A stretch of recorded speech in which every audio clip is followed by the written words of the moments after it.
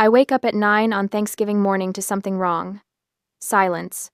The Kessler family house, our 5-bedroom monument to middle-class aspiration, is never silent on Thanksgiving.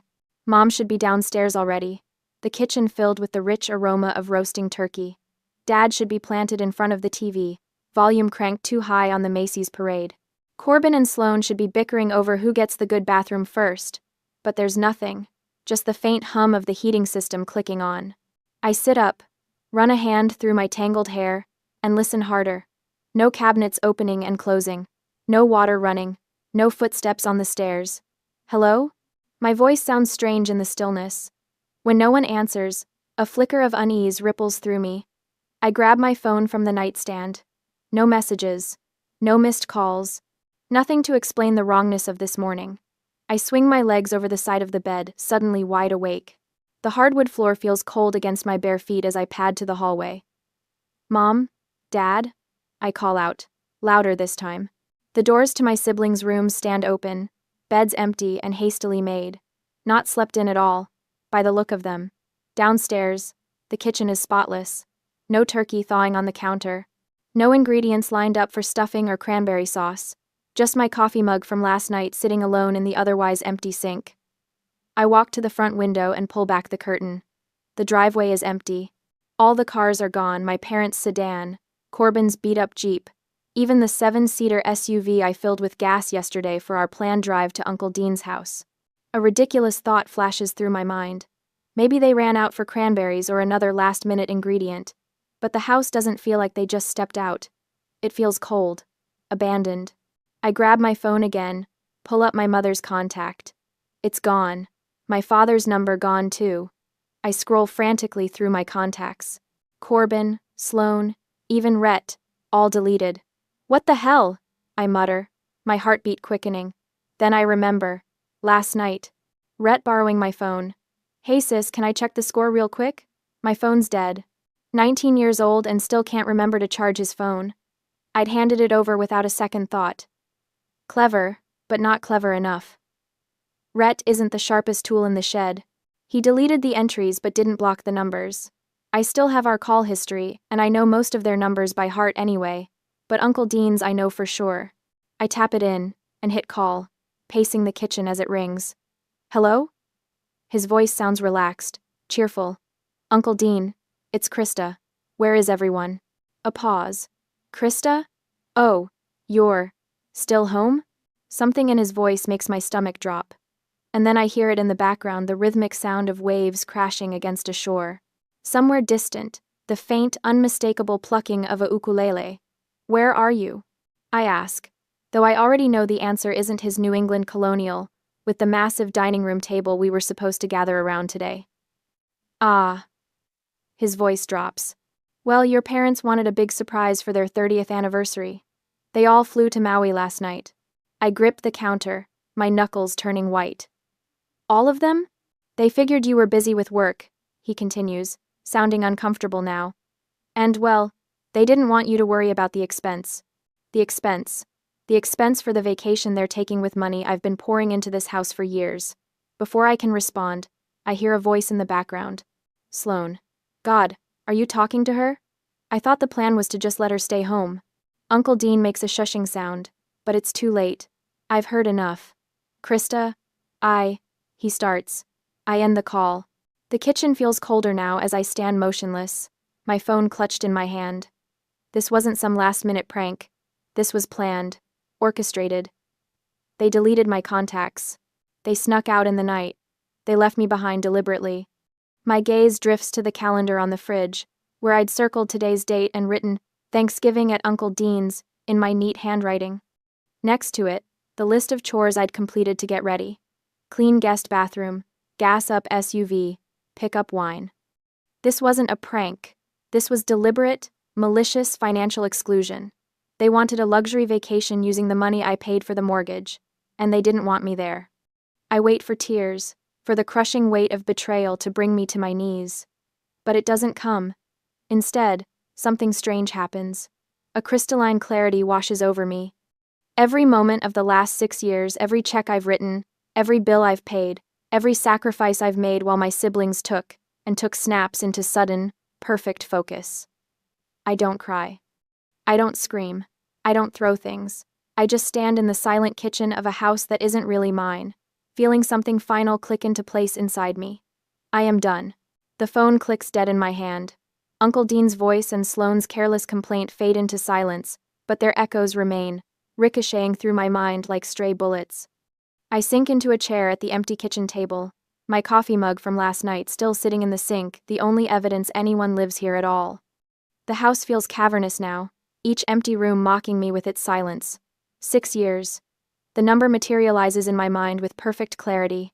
6 years of being the invisible pillar. 6 years of watching my paycheck disappear into this 5-bedroom monument to middle-class pretension, all while being told I was the responsible one. I was 20 when I moved back home after community college. Mark's dad had just been demoted. The mortgage payments were temporarily difficult, Mom had explained, eyes wide with practiced worry. Just until they got back on their feet. 6 years later, and Dad's job still barely covers the car insurance and his hobbies, his fishing trips, his golf clubs, his collection of vintage model cars that sit untouched in glass cases in the basement. The total mortgage, $2,800 a month. My contribution, $2,000. Their contribution, $800. The math burns in my mind, bright and undeniable. I pull out my phone, open the calculator app, and punch in the numbers with methodical precision. $2,000 x 72 months equals $144,000, $144,000. Gone, not invested, not saved, not even appreciated. Meanwhile, Corbin, 28, and supposedly the entrepreneur of the family, has lived here rent-free since his $50,000 startup crashed and burned 2 years ago. $50,000 that Mom and Dad had somehow found for him, even as I was writing checks for new gutters and property taxes. And Sloane? 22 and attending Riverdale Private College, her $38,000 annual tuition and sorority dues paid without question. Your sister needs to focus on her studies. Mom had explained when I'd asked why Sloane couldn't work part-time like I had. The responsible one. Family code for the ATM. The numbness from the phone call begins to fade, replaced by something colder, quieter. Not anger, anger would be too hot, too messy. This is something else, something final. I'm done. The word settles in my chest like a stone. Done. They left me. But they left me in the house I paid for, connected to the utilities I managed. They assumed I would just wait. And keep paying. For what? The privilege of being excluded? The honor of funding Maui vacations I wasn't invited to? I don't throw things. I don't scream. Those reactions would give them too much power, confirm their whispered assessments that I'm too emotional or can't take a joke. Instead, I walk to my home office, the smallest bedroom, the one with the water stain on the ceiling that no one else wanted. I pull open the bottom drawer of my filing cabinet and extract a 3-inch binder, its weight substantial in my hands. 6 years of receipts. 6 years of bank statements. 6 years of warranties for appliances and electronics I purchased when the old ones broke down. 6 years of evidence. I carry the binder to the kitchen table and open my laptop. But I don't book a flight to Maui. I don't compose an angry email. I don't even check social media to see if they've posted sunny photos from the beach yet. I Google local moving companies, immediate availability. Several options appear, but most are closed for the holiday weekend. One company, however, advertises a premium holiday emergency move service. Their rates are double the normal price. I dial the number. Reliable movers. This is Troy. Hi, Troy. I need to move out of my current residence. Tomorrow morning. Is that possible? Troy sounds surprised but professional. Yes, ma'am, but I should warn you our holiday rates are... That's fine. I cut in. I'll need a truck large enough for several major appliances and furniture pieces. We can handle that. 8 a.m. Work for you? Perfect. I hang up and look around the kitchen. The high-end, front-loading washer and dryer I bought last year after Sloane complained the old ones were gross. The 4-door smart fridge I purchased when the original one died during a heat wave. The $900 espresso machine Corbin and Sloane use every morning without ever buying a single bag of coffee. All in my name. All paid for with my money. They wanted to talk about expenses. Let's talk about expenses.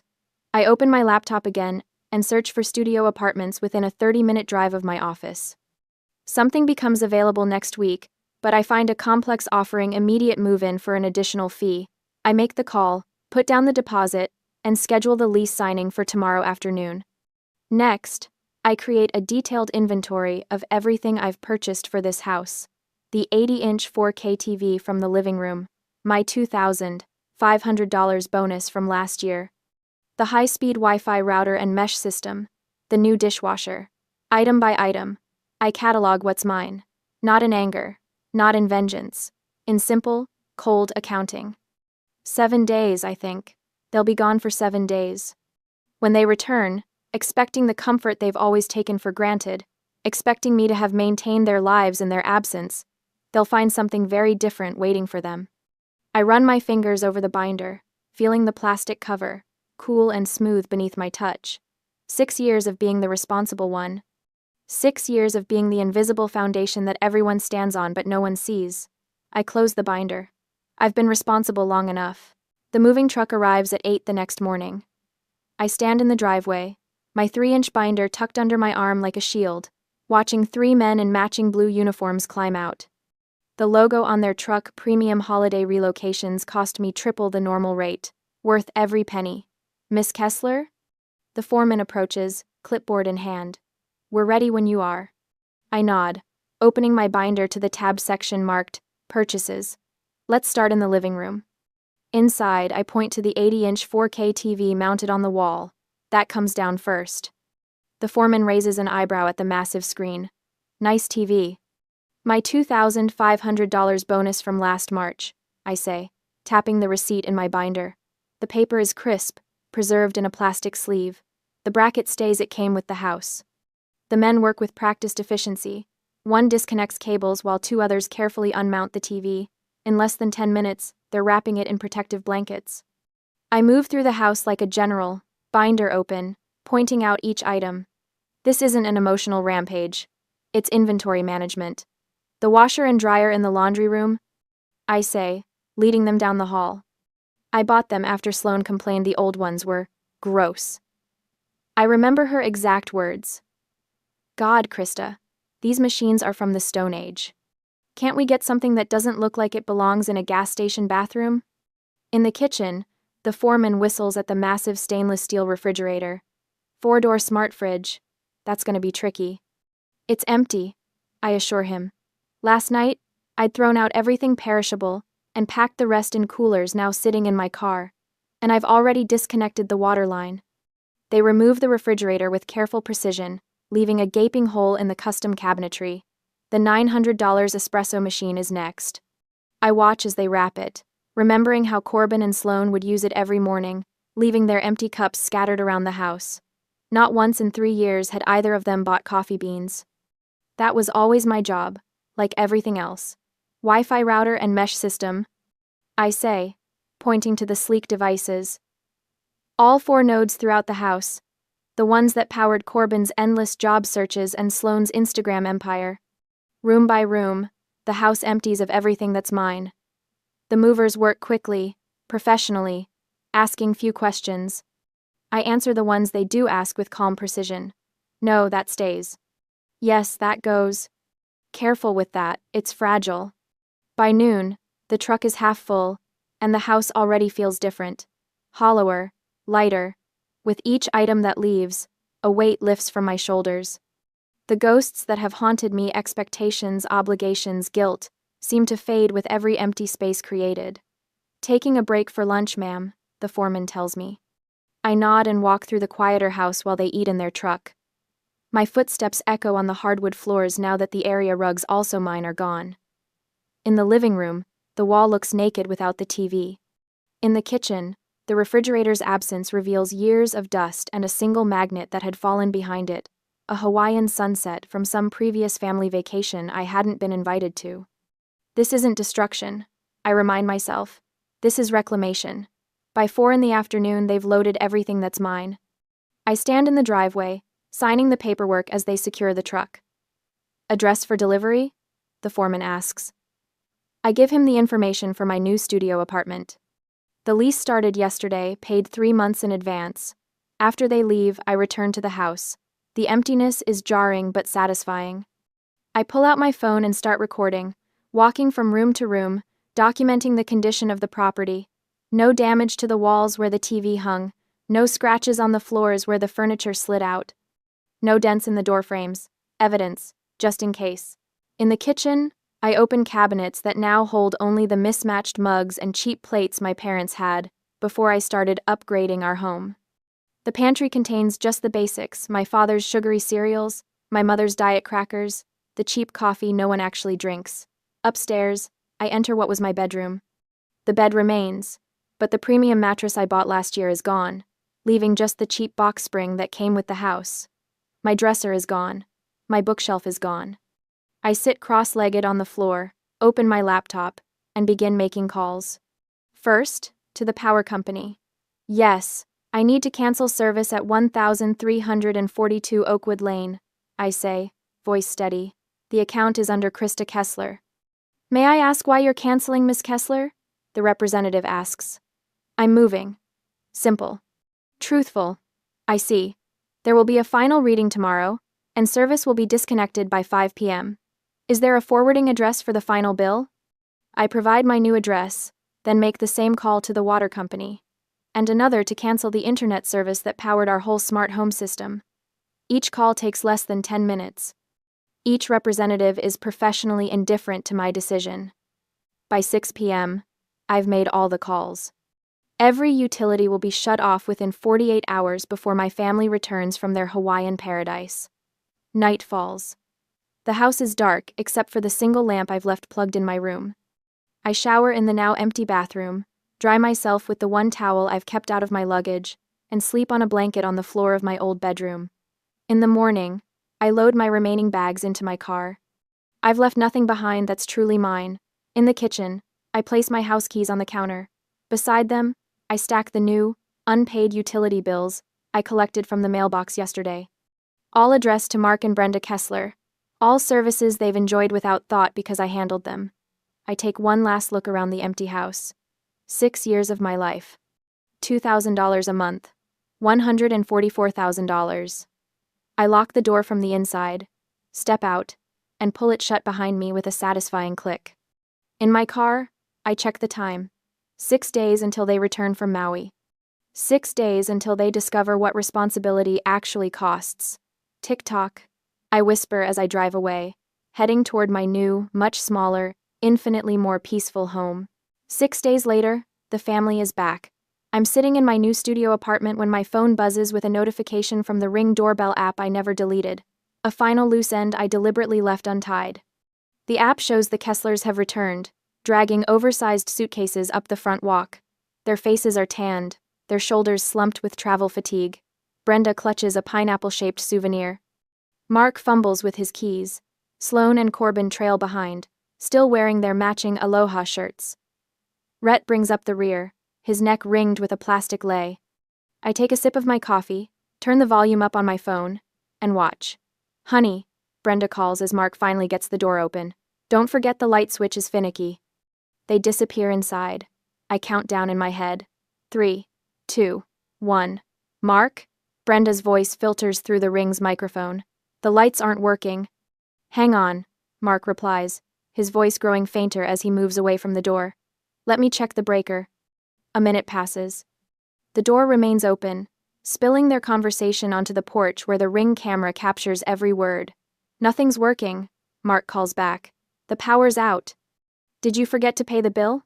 Brenda asks, irritation edging into her voice. Me? You handle the utilities. I smile as I imagine them standing in the dark hallway, jet-lagged and confused. Corbin pushes past them, phone flashlight activated.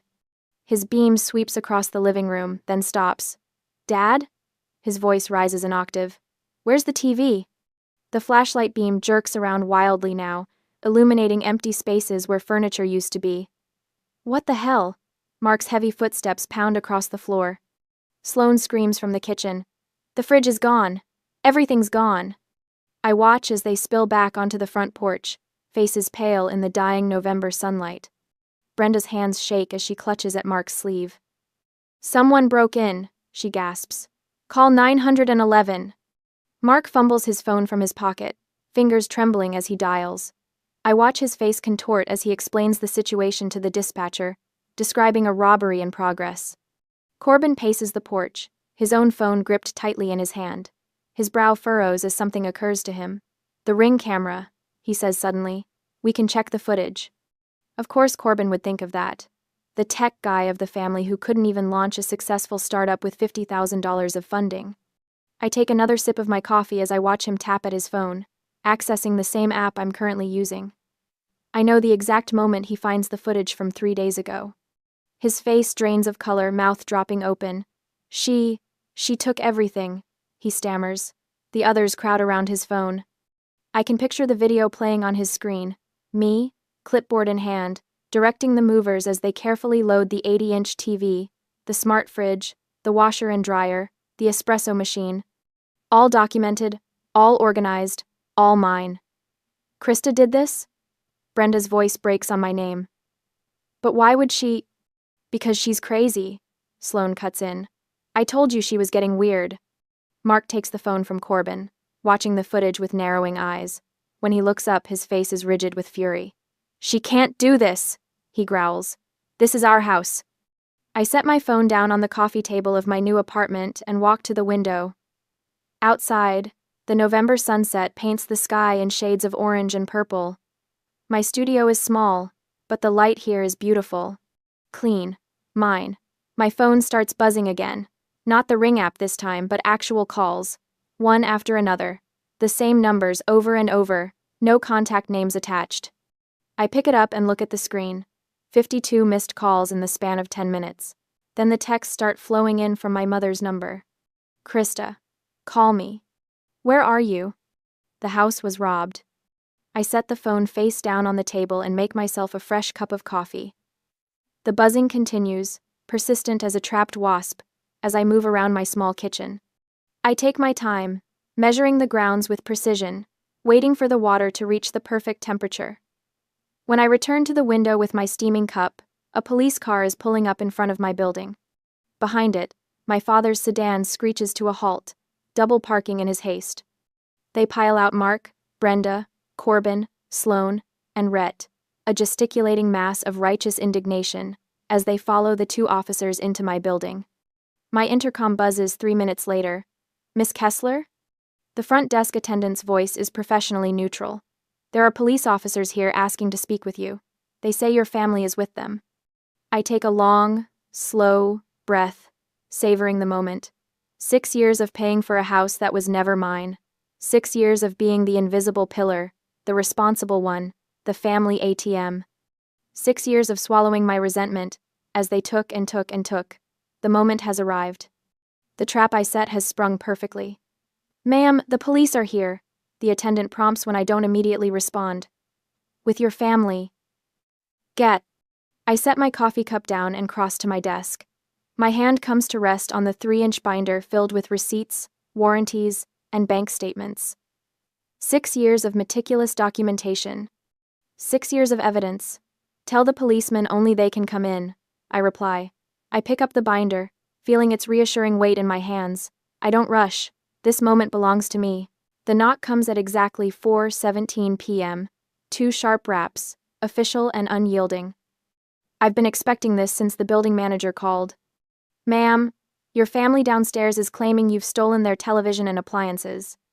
The officer's voice is neutral, professional. He's young, maybe 30, with close-cropped hair and a name tag reading, Officer Brennan. His partner, older with salt and pepper hair, stands slightly behind, watching my face for a reaction. I don't give him one. Please come in, I say, stepping back from my apartment door. I have coffee. The studio is small but immaculate. My 80-inch TV dominates one wall, the espresso machine gleams on the counter. Everything, I took everything that was mine, fits perfectly in this space. I've been waiting for this moment for 9 days. Black or cream? I ask, pouring from the carafe. Black, thank you, Officer Brennan says, his eyes scanning the apartment. I hand him the mug, then reach for my 3-inch binder sitting ready on the counter. The weight of it is reassuring in my hands. 6 years of meticulous documentation. 6 years of receipts, bank statements, and warranties, all organized by date, item, and payment method. This should clarify things, I say, handing him the binder. The lead officer takes it, balancing his coffee in one hand. He flips it open, his expression unchanging as he turns the plastic-protected pages. He pauses at the invoice for the TV. This is the television they're referring to? The 80-inch 4K? Yes, I reply, purchased with my year-end bonus, $2,500 plus tax. He nods, flipping more pages. His finger traces down a highlighted bank statement, then stops at a warranty card with my name printed clearly on it. He finds the bill of sale for the fridge, pauses at the washer and dryer documentation, raises an eyebrow at the espresso machine receipt. The older officer leans in, murmuring something I can't hear. Officer Brennan nods, then closes the binder. Everything appears to be in your name, Miss Kessler, he says, handing it back. His eyes meet mine, and I see something shift there, a reassessment. Ma'am, do you want us to file a harassment report on your behalf? The question hangs in the air between us. 6 years of silent contribution, 6 years of being the responsible one, the ATM. 6 years of watching Corbin waste $50,000 on a startup that never started up. 6 years of Sloane's private college tuition and sorority dues being paid without question, while I covered mortgage payments that should have been my parents' responsibility. No, I say finally. That won't be necessary. He nods, understanding in his eyes. We'll take care of it. Thank you for the coffee. I don't follow them to the door. I don't need to watch what happens next. Through my open window, I hear the commotion 3 floors down. My father's voice, rising in indignation. My mother's tearful protests. It's a civil matter. Officer Brennan's voice carries up clearly. She has provided documentation of ownership for all items in question.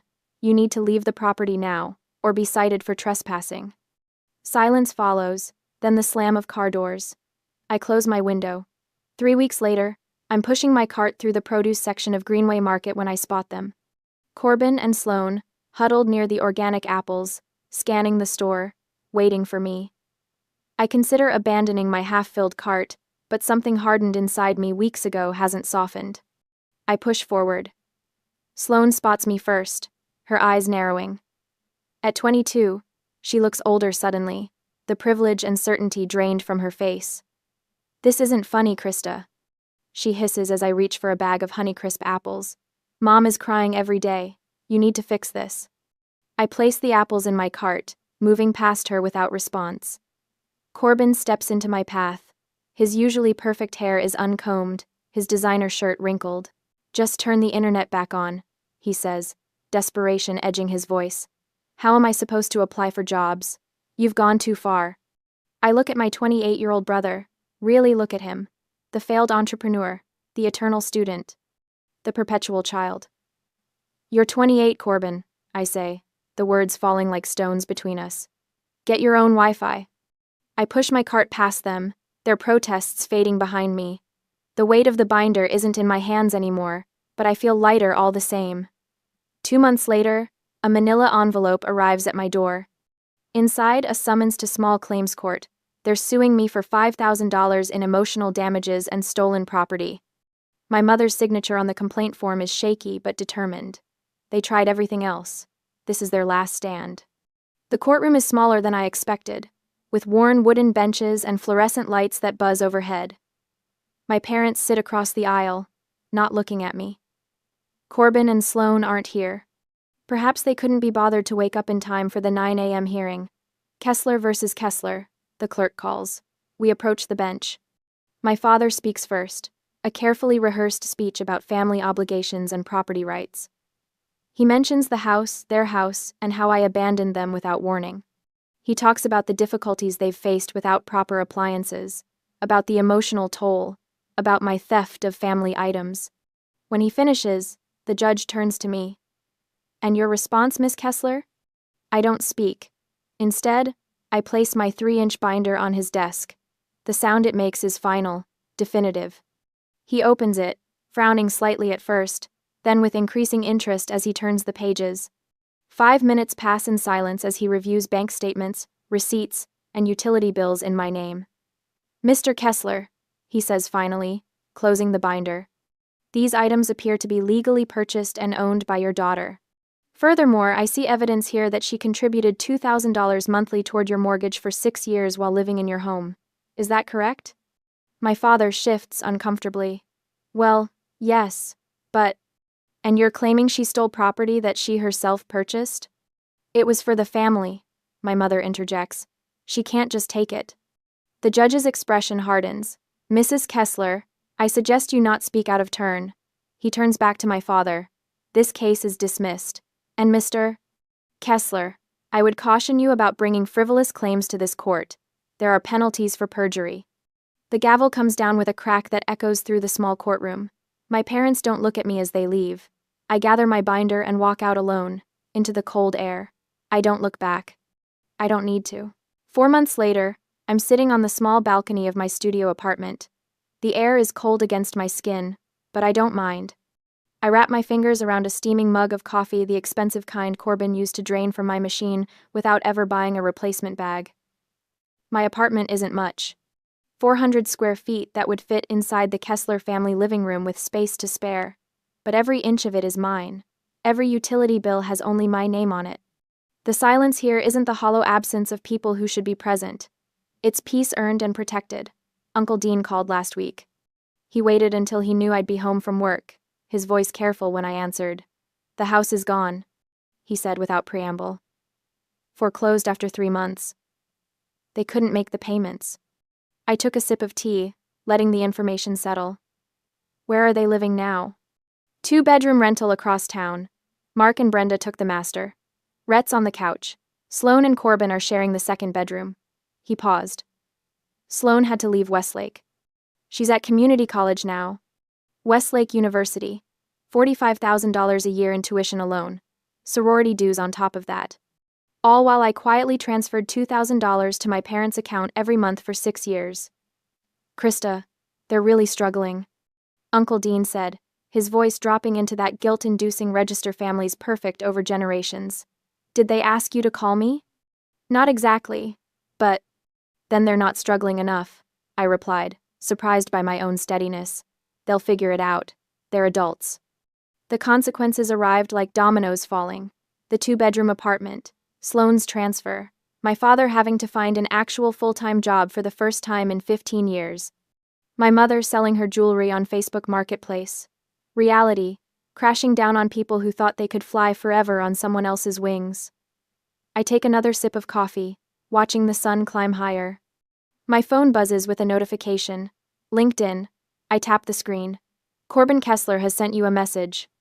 I open it with mild curiosity. Hey sis. Hope you're doing well. Listen, I've got an interview at Meridian Tech next week. Any chance you could be a reference? You know how reliable I am when I put my mind to something.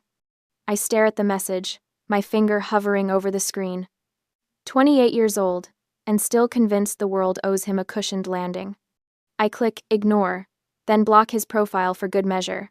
4 months ago, I woke up in a cold, silent house, abandoned by the people who should have been there. I remember standing in that kitchen, the moment everything crystallized, the soft click of realization like a lock turning. Now I sit in my own space, smaller but infinitely more honest. My bills are reasonable because I only pay for what I need. My shelves hold books I actually read. My refrigerator contains food only I eat. People ask if I ever feel guilty. Former co-workers who heard through the grapevine. The few friends who know the whole story. They want to know if I wonder whether I went too far, if I think about my family struggling in their cramped apartment while I sit here with my expensive coffee maker and my quiet mornings. I take a final sip, letting the rich flavor linger on my tongue. No, I don't. For the first time in my life, the silence is actually mine. The autumn sunlight streams through my windows, creating golden patterns across the dining table I spent 3 hours arranging.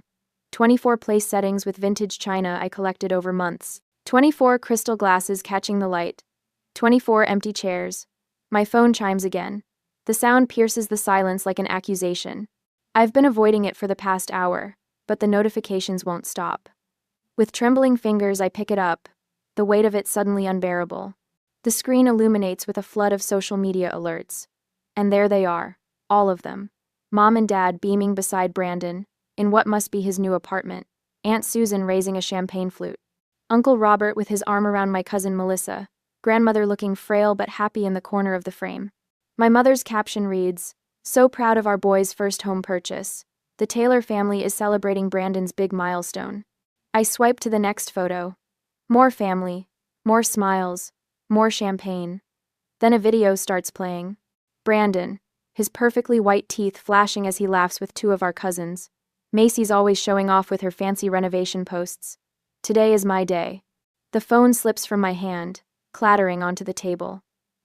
I press my palm against my mouth, but it doesn't stop the sob that escapes. Tears blur my vision as I stare at the untouched appetizers, the wine I splurged on because Dad loves a good Cabernet, the homemade rolls cooling in their basket. Just hours ago, I was humming as I moved around this kitchen. I woke before dawn, too excited to sleep. The morning light had barely touched the old oak floors as I reviewed my handwritten checklist. The invitations sent weeks ago promised a 2 p.m. celebration of my first home. This 1,920 seconds. Craftsman I'd poured my savings and 9 months of sweat equity into restoring. "You're going overboard again," Rachel had said, watching me arrange flowers in the vintage blue vases I'd collected specifically for this day. But her smile was kind as she helped me polish the silverware that once belonged to my grandmother. "I want everything to be perfect," I'd explained, adjusting a napkin for the 4th time. "Mom said the house was too small when I bought it. Dad thought the neighborhood was questionable. I need them to see what I've created here." Rachel had squeezed my shoulder. "They should be proud of you regardless." The first sign of trouble came at 1:45 p.m., a text from Mom. "Running a bit late, start without us." By 3:30, my co-workers Jane and Peter had arrived. My elderly neighbor Mrs. Eleanor brought homemade pie. 3 friends from college showed up with wine and heartfelt hugs. But no family. By 4:15, I'd called my parents 7 times, straight to voicemail. Brandon wasn't answering either. My text to aunts and uncles went unread. At 5:08, Aunt Susan finally answered. "Honey, aren't you coming to Brandon's housewarming?" she asked, the background noise nearly drowning her voice. "He bought an apartment downtown. Everyone's here celebrating. Your parents said you knew." My throat tightened. "Brandon rents his apartment. He didn't buy anything." A pause. "Well, that's not what he told everyone. Anyway, he scheduled this last week. Said it was important to him. I sent invitations to my housewarming a month ago," I whispered. "Today, at 2 o'clock. Another pause, longer this time. "Oh dear. Well, we're all here now, but maybe you could stop by later? After your little gathering?" I hung up. Now I sit surrounded by empty chairs meant for people who chose not to come.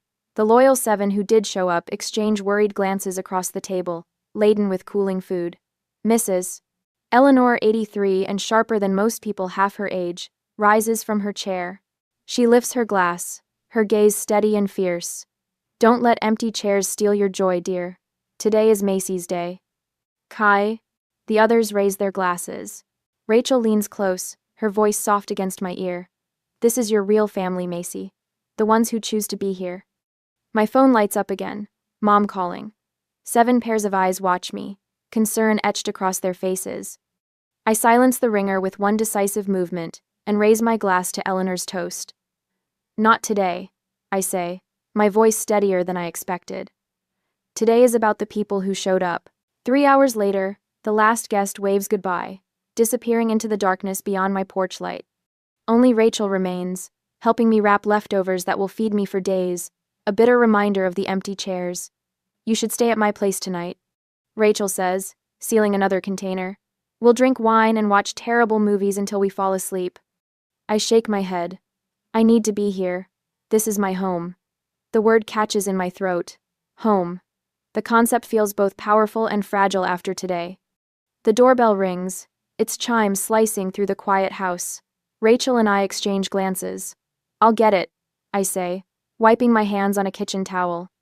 I open the door to find my mother, Linda Taylor, standing on my porch. Her pearl earrings catch the light as she looks past me into the house, scanning what she can see of my living room. "May I come in?" she asks, not waiting for an answer as she steps forward.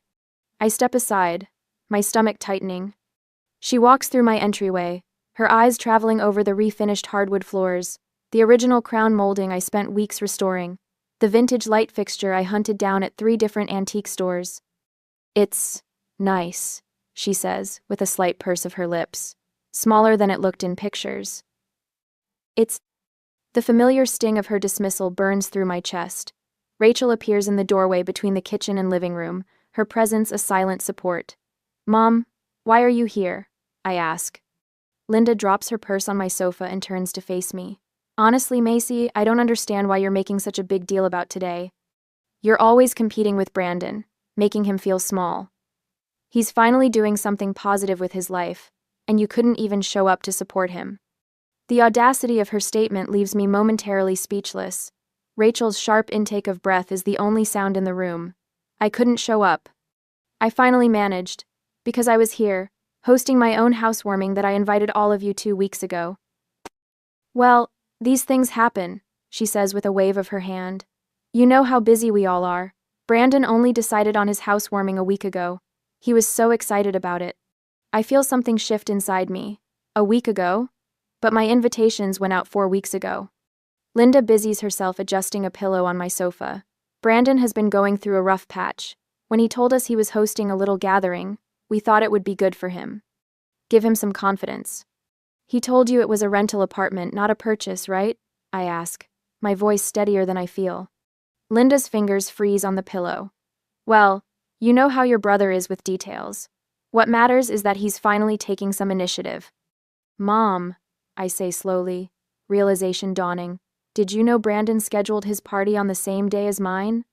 Her silence answers my question more clearly than words could. You knew, I whisper. You all knew. And you helped him pretend he bought a place when he's just renting. The betrayal slices deeper than I thought possible. You staged a fake celebration to deliberately overshadow mine.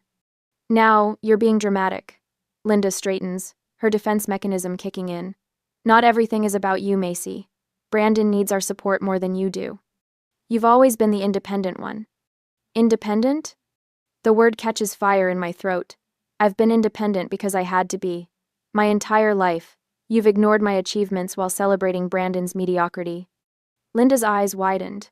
I've never spoken to her this way before. When I made the honor roll, you were too busy at Brandon's average football games to attend the ceremony. When I got my scholarship, you spent the night consoling Brandon because he didn't get his, even though he barely maintained a C average. My voice grows stronger with each word. I worked 3 jobs to put myself through graduate school while you paid Brandon's rent after he dropped out of community college. I saved for 7 years to buy this house while you funded one failed business venture after another for him. We've always supported both of you equally, Linda protests, but the lie hangs hollow in the air between us. I spent $62,000 and 9 months renovating this house myself, I continue, trembling now. Every weekend, every vacation day, every spare hour after work. Meanwhile, you criticized my wasteful purchase in a questionable neighborhood without ever bothering to visit. Linda's face hardens. After all we've done for you. What exactly have you done for me? The question erupts from someplace deep and wounded. Name one thing you've done to support my dreams the way you support Brandon's. Her silence stretches between us. Rachel stands witness to a confrontation decades in the making. This house is mine, I say, walking to the front door and pulling it open wide. Earned by me. Get out. Linda's mouth opens in shock. This is not how our conversations end. Usually, I apologize for upsetting her, for being difficult, for existing in a way that requires more than she's willing to give. Macy Elizabeth Taylor, you do not speak to your mother that way. I just did, I reply, my voice calm despite the storm inside me. Please leave. She gathers her purse, her shoulders stiff with indignation. Your father will hear about this. I'm sure he will. As the door closes behind her, I lean against it, feeling both hollow and somehow fuller than before. Rachel approaches quietly, wrapping her arms around me.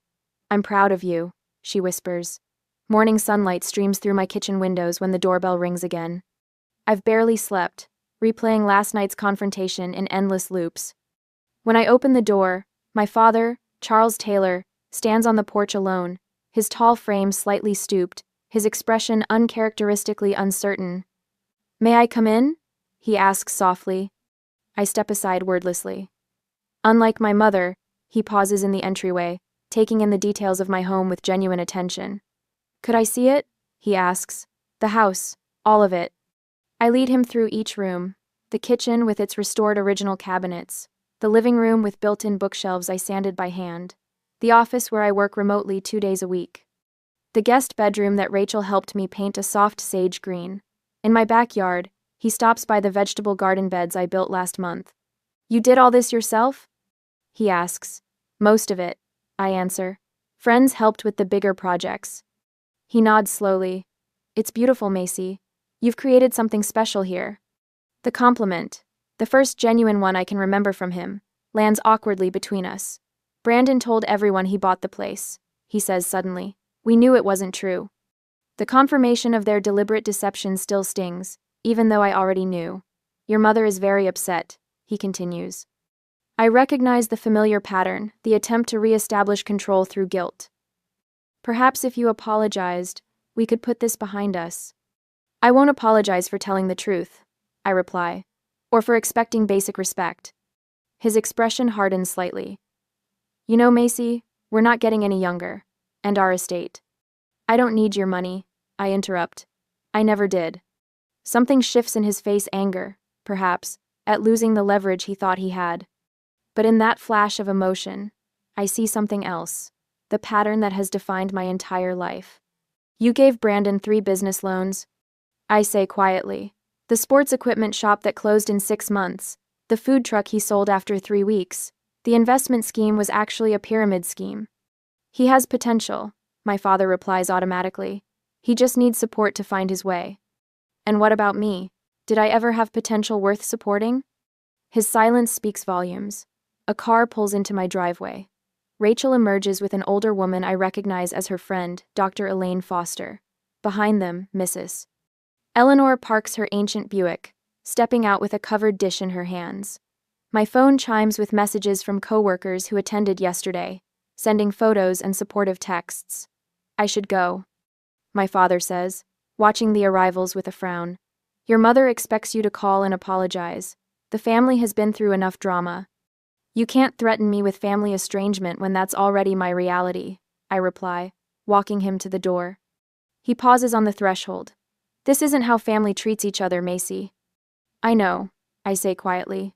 "That's the problem." As the door closes behind him, I lean against it, exhaling slowly. "Doctor." Foster approaches, her kind eyes assessing me with professional interest. "That's the first step," she says gently, recognizing the pattern. The little red notification dot on my Instagram app has been haunting me for 7 days.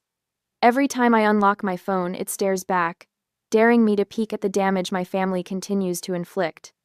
I'm sitting in my home office, surrounded by the pale green walls I painted myself, when my phone buzzes with another text. "Aunt Susan again. Your mother is very upset. When are you going to apologize?" I set the phone down on my desk without responding. The wooden surface still smells faintly of lemon oil from yesterday's polishing.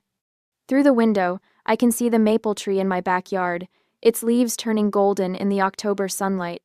Brandon's Instagram remains unchanged since the day of my housewarming. His profile still prominently features the apartment purchase announcement, complete with champagne toasts and congratulatory comments from relatives who never bothered to verify a word of it. "Enough," I whisper to the empty room.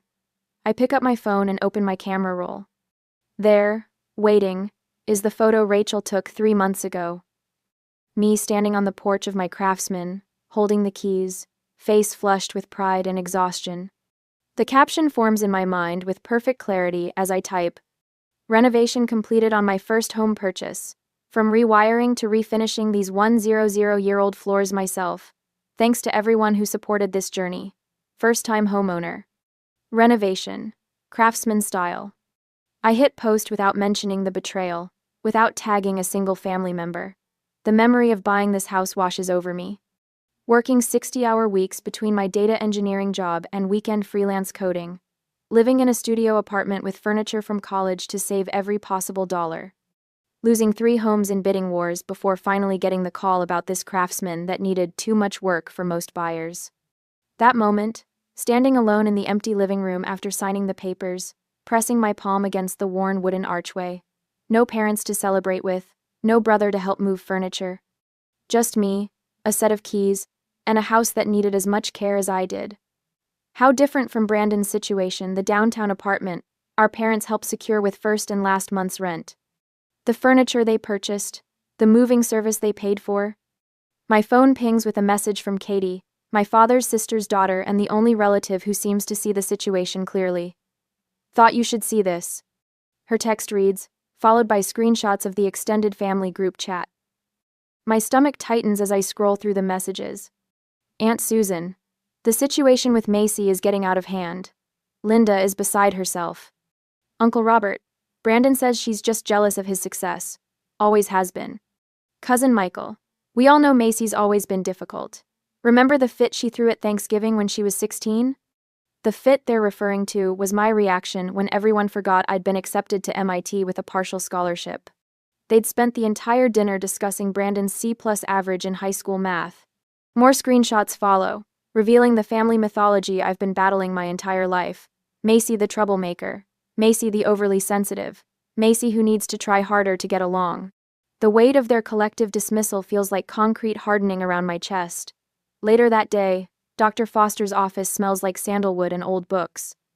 The leather chair creaks slightly as I shift my weight, recounting the family chat messages. The golden child versus scapegoat dynamic is textbook in your family structure, she says, her voice gentle but matter-of-fact. Brandon has been positioned as the one who can do no wrong, while you're assigned the role of the one who can never do enough. I've suspected this for years, I admit, but seeing it spelled out in that group chat, it's like they're living in an alternate reality. Doctor. Foster leans forward slightly. What would your life look like if you stopped seeking their approval? The question hangs in the air between us. For a moment, I can't breathe. I'd be alone, I whisper finally. Cut off completely. Are you sure? She gestures toward the window. From what you've told me, you have Rachel, your colleagues, your neighbor, Mrs. Eleanor, people who choose to see you clearly. I consider this, but they're not family. Aren't they? Dr. Foster asks, her eyes kind. What makes someone family, Macy? The question follows me home, echoing as I pull into my driveway. Rachel's car is already parked out front. Along with 3 others I recognize co-workers from the office, paint cans and rollers visible through their car windows. Surprise! Rachel calls from the porch, gesturing to the group behind her. Painting party for the guest bathroom. We brought pizza and wine too. Inside, Mrs. Eleanor is already there, arranging flowers in a vase on my dining table. I brought cuttings from my garden, she explains. And I want to show you how to prune those rose bushes out front before winter. My grandmother taught me, and someone should know these old techniques. Over the next 2 weekends, the house fills with more than paint fumes and sawdust. Laughter echoes through rooms that once felt hollow with expectation. My co-workers, Jane and Peter, become regular dinner guests. Mrs. Eleanor teaches me her grandmother's secrets for growing the perfect tomatoes next spring. The doorbell rings on a Wednesday evening as I'm cooking dinner. Through the frosted glass, I recognize Brandon's silhouette. Immediately the confident stance, one hand casually in his pocket. When I open the door, his smile is as practiced as ever. Hey sis, he says, leaning against the doorframe like we're in a television sitcom. Place looks good. I don't invite him in immediately. What brings you here, Brandon? He has the decency to look slightly uncomfortable. Things got a bit out of hand with the apartment situation. Mom and Dad might have overreacted. It's not an apology. Not really. I step aside and let him enter, watching as he assesses the house with new eyes. Listen, he says, circling back to his actual purpose within minutes. I've got this investment opportunity. Real estate development downtown. Small buy-in, big potential. I thought of you since you're into property now. The familiar pattern unfolds like a worn map. Brandon needs money. Brandon comes to Macy.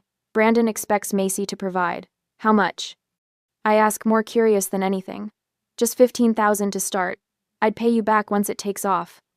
Like the business loans from our parents that were never repaid. Like the temporary stay in his first apartment that they ended up financing for 2 years. I look at my brother, really look at him, perhaps for the first time. The charming smile that doesn't reach his eyes. The expectation of compliance is so deeply ingrained he doesn't even consider I might refuse. You've never seen me clearly, I say quietly, and I finally see you. His face hardens slightly. What's that supposed to mean? It means no, Brandon. I won't be investing in your project. After he leaves, I make a decision that surprises even me. I called my mother and agreed to Sunday dinner at their house. But first, I met with Dr. Foster to prepare. Remember, she says during our session, they'll try to pull you back into old patterns. You don't have to respond the way you always have. Rachel will be waiting nearby, I tell her, just in case. Good. What boundaries are you establishing before you go? I count them off on my fingers. I'll leave if they belittle my house or my choices. I won't discuss lending money to Brandon. I won't stay longer than 90 minutes. Dr. Foster nods. And what's your purpose in going? To see if honesty is possible, I reply. To see if there's anything worth salvaging. Sunday arrives cold and clear. I park in front of my parents' suburban home, its perfect lawn, and matching porch furniture, a stark contrast to my eclectic craftsman. Taking a deep breath, I walk to the door. The silence when I enter the dining room is deafening. Brandon attempts a joke that falls flat. My father clears his throat repeatedly. My mother busies herself with serving dishes, avoiding eye contact. Thank you for coming, Macy, my father finally says. I take my seat at the table. I'm here to see if honesty is possible. The words land like stones in still water. No one seems to know how to respond to direct communication. We make it through most of dinner with strained small talk about weather and neighbors. My mother asks about my job but interrupts before I can fully answer. My father inquires about the house but winces when I mention the new water heater I installed myself. The tension breaks when my mother sets down her fork with a sharp click against fine china. I don't understand why you had to buy such an expensive house, she says. All that money when you could have had something more reasonable, like Brandon did. The lie hangs in the air between us. I stand up slowly, a napkin placed carefully beside my half-eaten meal. I didn't come for more lies, I say, my voice steadier than I expected.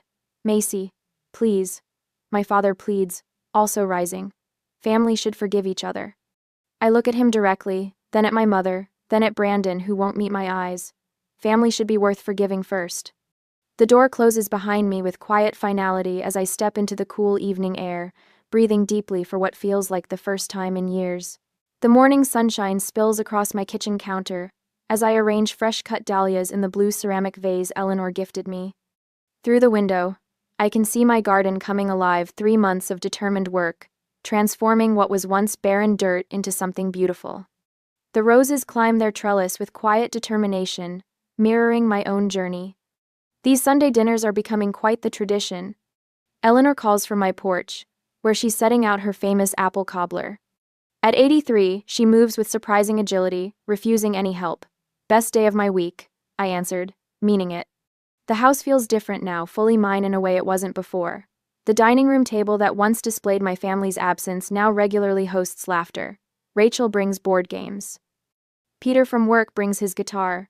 My colleague Samantha brings her daughter who chases fireflies in the garden at dusk. I've grown comfortable with the rhythm of limited family contact. Dad calls occasionally, awkward but trying. Mom sends formal texts about neighborhood events I never attend. Brandon sends nothing, which is its own kind of peace. Until today. My phone vibrates against the countertop. Rachel glances over from where she's chopping vegetables. Your face just did that thing, she says. I turn my phone toward her.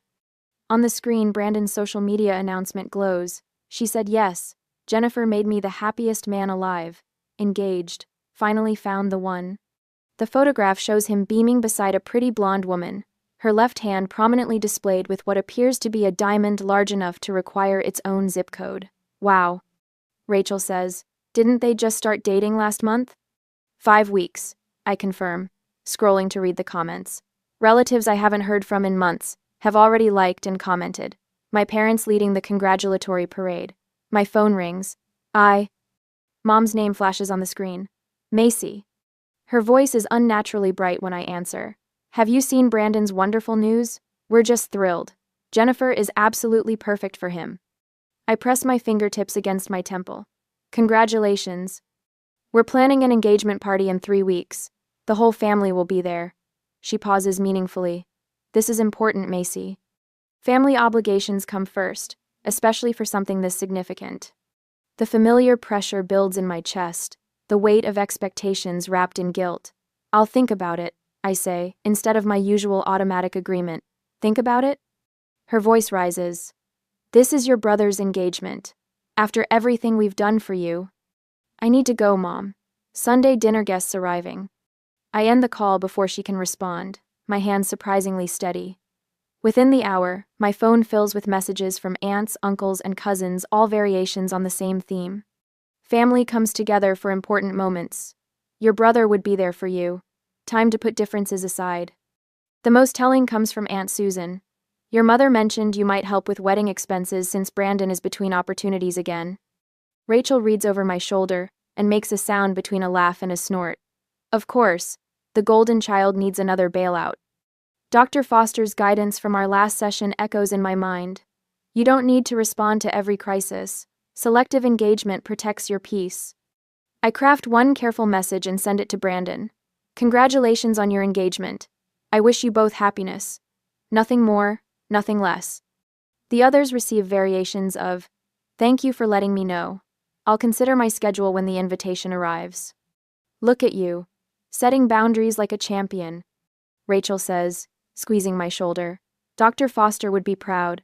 I agree, surprised by the lightness in my chest where dread usually lives. Sunday dinner unfolds with the comfortable familiarity of the chosen family.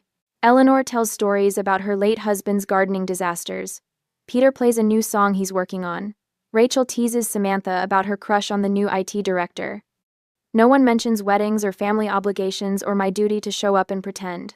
No one suggests I should help pay for someone else's celebration. No one questions my worth. 2 days later, an unfamiliar number appeared on my phone. Is this Macy? It's Jennifer, Brandon's fiancée. My grip tightens. Yes. I hope this isn't inappropriate, but I'd like to meet you. Just us. Her voice lacks the polished charm Brandon typically seeks in women. There's something refreshingly direct about her. May I ask why? May. A pause. I saw what happened at your housewarming through old photos and comments. I've noticed how your family talks about you when you're not there. Another pause. I need to understand what I'm marrying into. The unexpectedness of her honesty catches me off guard. Coffee at Riverdale Roasters tomorrow at 2? I'll be there, she says, relief evident in her voice. That evening, Dad appeared on my doorstep, a cardboard box tucked under his arm. May I come in? I step aside, noting his careful respect for my threshold, a small but significant change from his previous entitled entries. He places the box on my coffee table. Found these in the attic. Thought you might want them. Inside are family photographs I've never seen me at 5, proudly holding a science fair ribbon, me at 12, sitting in Grandpa's workshop learning to sand wood, me at 16, beaming in front of the used car I bought with my own savings. I took these, Dad says quietly. Your mother thought it was silly to waste film on everyday moments. My throat tightens as I lift a photo of myself in a graduation cap and gown, face alight with achievement. Dad stands beside me, a rare smile on his face. We failed you, he says simply. I failed you. The words I've waited decades to hear land with surprising weight. Not satisfaction, not triumph, just a complicated ache. Brandon told everyone the engagement ring is paid for. He continues, staring at his hands. It's not. He used Jennifer's credit card with promises to pay her back. I wait, letting him sit with his complicity. Your mother wants me to convince you to attend the engagement party, to bring a generous gift. He meets my eyes directly. She doesn't understand that things have changed. Outside in my garden, Eleanor's wind chimes signal a shifting breeze. Some things have changed, I agree. Some haven't. Dad nods, understanding the boundary. He stands to leave, pausing at the door. The house looks beautiful, Macy. You've built something real here. 2 hours later, Mom arrives unannounced, barging in with familiar entitlement. This ridiculous distance has gone on long enough, she announces. You will attend Brandon's engagement party and behave like family, or you won't be family. It's that simple. The threat that once would have devastated me now feels strangely powerless. That's not a choice you get to make anymore, I tell her, my voice calm. Her face reddens. After everything, I'll decide about the party on my own terms. You can show yourself out. The following afternoon, Jennifer and I sit in the corner of Riverdale Roasters. She's nothing like Brandon's usual girlfriends, no artificial polish, no calculated charm. My parents divorced when I was 12, she explains, stirring her coffee. My father was like Brandon in many ways charming, always the victim, never responsible. My mother enabled him until she couldn't anymore. Understanding passes between us. Are you sure about marrying him? I ask. Her smile is sad. No, but I need to see this clearly before I decide. I consider my response carefully. I'll come to the engagement party, I tell her. Not for them, for me and for you. Later, in my garden, Eleanor helps me deadhead roses as the setting sun casts long shadows. Will going back into that environment hurt you? She asks, her weathered hands gentle with the blooms. I consider the question. Perhaps, but I'm not the same person they think I am. Eleanor nods, wisdom in her eyes. Family isn't who you're born to. It's who sees you truly. 5. I look at my house, windows glowing with warm light, garden taking root, strength visible in every repair and renovation I've completed with my own hands. This house taught me what family should be, I say, realizing the truth of it as the words leave my lips. People who show up, people who stay, people who see you even when it's not convenient or comfortable. The evening breeze carries the scent of roses and freshly turned soil, growth and boundaries intertwined. On the engagement day, the cream-colored walls of the Westbrook Country Club blur past as Rachel and I walk through the entrance. The weight of my decision to attend Brandon's engagement party sits heavy on my shoulders, but my spine remains straight, my chin lifted. You look stunning, Rachel whispers, squeezing my hand. Simple elegance beats showing off any day. I chose a forest green dress that skims my figure without drawing attention. No statement jewelry, no elaborate hairstyle. Just me, unadorned and unapologetic. The murmuring stops as we enter the main reception area. Relatives freeze mid-conversation, drinks hovering near lips. Some nod awkwardly, others look away. I spot Aunt Susan whispering behind her hand to Uncle Robert, their eyes darting in my direction. Brandon stands near the gift table, his smile faltering as he notices me. He clearly expected an empty chair with my name on it, another opportunity to paint me as the difficult one. Jennifer waves from across the room, relief washing over her face. My parents approach with practiced smiles that don't reach their eyes. Mom's relief quickly morphs into something sharper, more calculating. Dad shifts his weight from one foot to the other, his standard response to impending conflict. You came, Mom says, her voice pitched for the benefit of nearby relatives. How thoughtful. Wouldn't miss it, I reply, keeping my voice light. The weight of unsaid words hangs between us. 20 minutes pass in small talk, with distant relatives, who suddenly find the weather fascinating. I stand at the refreshment table, sipping sparkling water, when Mom materializes beside me. Listen carefully, she hisses, face arranged in a pleasant smile for onlookers. Don't mention your house tonight. This is Brandon's moment. The old pattern tries to reassert itself. Linda dictates. Macy complies. Dad hovers nearby, his expression torn between intervention and preservation of the precious family peace. Mom, not everything has to be about you, she continues, rearranging canapes on her small plate. Just once, can you let your brother have his moment without competition? Before I can respond, Jennifer approaches, her cream cocktail dress catching the light. Her eyes darted between Mom and me, reading the tension. There you are, Macy, she says warmly. I've been hoping to catch you. Mom's smile tightens. We were just discussing family matters, dear. I take a deep breath, centering myself. Dr. Foster's words echo in my mind. Your response belongs to you, not to them. I turn to Jennifer, a genuine smile warming my face. I'm here to celebrate you, Jennifer. Nothing else matters tonight. The simple truth hangs in the air. Mom's fingers tighten around her glass, her manipulation attempt thwarted. Jennifer links her arm through mine, pulling me gently away. Thank you for coming, she whispers.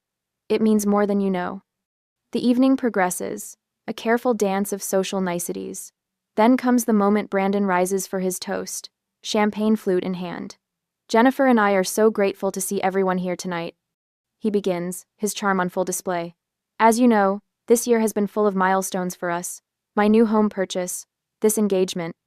Jennifer's smile falters. Her eyes find mine across the table. The relatives who believed his apartment purchase story shifted uncomfortably in their seats. Aunt Susan studies her plate with sudden interest.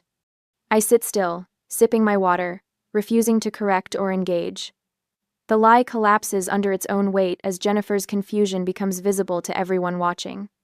After the toast, Jennifer pulls Brandon aside. Their heated whispers carry across the room. Brandon's gestures grow increasingly desperate as he glances toward our parents. Mom straightens the centerpiece with fierce concentration. Dad examines his watch as if time itself might rescue him. Later, I step onto the terrace for fresh air. The spring evening wraps around me, cool and clean. There you are. Jennifer appears beside me, her eyes red-rimmed but clear. Are you okay?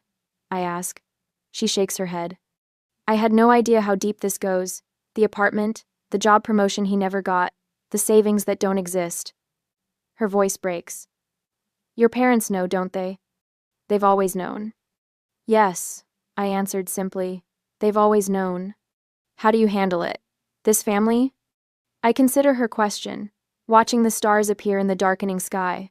I'm still learning, but choosing the truth helps, even when it hurts. The terrace door bangs open.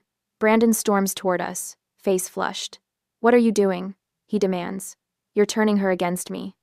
Jennifer straightens. She's just being honest with me, Brandon. Honest? He laughs bitterly.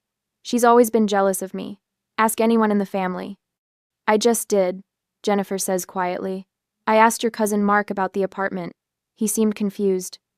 Brandon's mask slips, revealing the entitlement beneath. So what if I rent? Everyone embellishes sometimes. This isn't about the apartment, I say quietly. It's about the pattern. The family mythology unravels before everyone on the terrace. 3 other relatives have wandered out, witnessing Brandon's growing agitation. I gather my purse, suddenly weary. I should go. Mom appears in the doorway, her voice tight. Macy, don't make a scene. Dad steps forward, his face lined with something new recognition. Let her go, Linda. We've done enough. The simple statement hangs in the night air. Mom stares at him, shocked by this deviation from the script. I walk past them, head high, steps measured. The relatives part like water, their expressions ranging from confusion to dawning understanding. Outside, the spring air fills my lungs. Rachel waits by the car, a question in her eyes. Ready? She asks. I look back at the country club, its windows glowing with light. Inside, the truth has finally broken through. Whether they embrace it or continue denying it, no longer dictates my peace. Yes, I answered. I'm ready. The sunlight filters through new curtains, painting golden patterns across my dining table. A year has passed since I sat here, surrounded by empty chairs. Today, 8 place settings await, with vintage blue vases holding roses from my garden. 8 chairs that will be filled by people who choose to be here. I run my fingers across the oak table, remembering how it felt that day when my phone revealed the truth about my family. The memory stings less now, dulled by time and healing. Doctor Foster calls this progress. Something smells wonderful, Rachel says, appearing in the doorway with a bottle of wine. She's been here since dawn, helping prepare for tonight's dinner. Our Sunday tradition for almost a year now. Eleanor's recipe, I answer, smiling as I adjust a napkin. She swore her pot roast could heal anything. The walls around us tell our story better than words could. Photos of my chosen family fill spaces once reserved for blood relatives. Rachel and I painted the living room. Peter and Jane from work helping install bookshelves. Mrs. Eleanor taught me to plant hydrangeas before her health declined last winter. You should see the garden, I tell Rachel, leading her to the back door. It's wonderful. Outside, the yard has transformed from barren dirt to vibrant life. Eleanor's gardening lessons weren't just about plants. Gardens teach patience. She told me during our therapy sessions. Some relationships bloom quickly, others take seasons of care, and some never take root at all. Dr. Foster and I meet monthly now instead of weekly. Yesterday, she asked what I've learned in a year. I've learned to build fences, I answered. Not just the white picket one outside, but boundaries that protect what matters. At work, I mentor Alexis, a young engineer whose mother criticizes her career choices. Yesterday, she texted, "Your advice changed everything. I told Mom no to the family reunion. First boundary ever." The doorbell chimes, pulling me back to the present. Rachel squeezes my shoulder before I answer it. My father Charles stands on the porch, holding a potted plant, uncertainty etched across his face. Our monthly coffee meetings have been awkward but honest steps toward something new. I thought your garden might have room for this, he says, offering a small lilac bush. Your grandmother had one at our first house. I accept it with a genuine smile. It's perfect for the corner bed. Inside, Charles takes in the transformed space. The home my mother still refuses to visit. She remains locked in her narrative where Brandon deserves endless chances, and I remain ungrateful. Brandon blames Jennifer for leaving him after the engagement party truth came out. Last I heard, he moved back home, still spinning stories about opportunities just around the corner. The doorbell rings again. More chairs fill as my chosen family arrives. Laughter echoes through rooms once filled with silence. Charles watches from the periphery, his presence both foreign and familiar. When everyone is seated, Mrs. Eleanor's empty chair, an honored absence among us. Jane raises her glass. To the house that truth built, she says, echoing Eleanor's words from her final visit. Later, as twilight softens the edges of the day, Charles finds me on the porch. You built something beautiful here, he says quietly. In this house and in your life. I hear what remains unspoken. Regret, admiration, the complex tangle of a relationship that may never fully heal, but might still grow into something true. Inside, more friends arrive for dessert. My home glows with warmth visible from the street, so different from that empty house of a year ago. I welcome new guests at the door, catching glimpses of the family I've created. The realization settles in my chest like a deep breath. True family sees you clearly and chooses to stay. As night falls, I look back at my home filled with conversation and connection. Sometimes you set a table for 24, but only 8 show up, and those 8 become everything. I step into the grand ballroom of the Evergreen Resort and immediately wish I hadn't come. Chandeliers drip crystal light across marble floors, and wealth whispers through the room in hushed tones of respect. Michael's hand finds the small of my back, steadying me with the gentle pressure of his palm. Breathe, he whispers, his surgeon's eyes assessing me with clinical precision. We earned our place here. Leo tugs at his bow tie, his 6-year-old patience already wearing thin. Mom, this thing is trying to choke me. I kneel, adjusting the offending fabric with a smile. Just for a little while, buddy. Remember our deal, good behavior now, swimming pool after. The reception crowd parts briefly, and my heart stops. A familiar profile catches my eye, the slight tilt of her head, the way she leans forward when she laughs. I haven't seen that gesture in 11 years, but my body remembers it instantly.